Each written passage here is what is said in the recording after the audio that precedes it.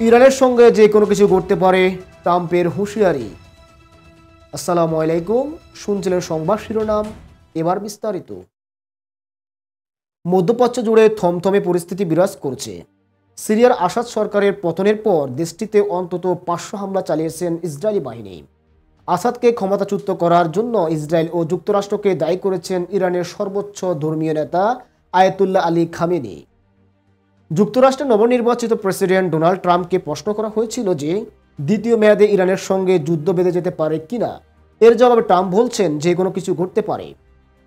ট্রাম্পকে দেওয়া সাক্ষাৎকারে ট্রাম্প বলছেন যে কোনো কিছু ঘটতে পারে, এখন অন্তত অস্থির পরিস্থিতি।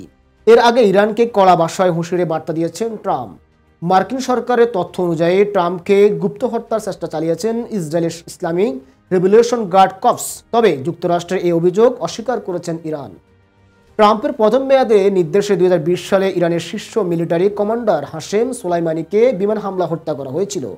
এছাড়া ইরানের উপর একাধিক নিষেধাজ্ঞা আরোপ করা হয়। এই ছিল এখনকার মতো সংবাদ। পরবর্তী সংবাদ দেখার আমন্ত্রণ জানিয়ে এখানেই বিদায় নিচ্ছি। আল্লাহ হাফেজ।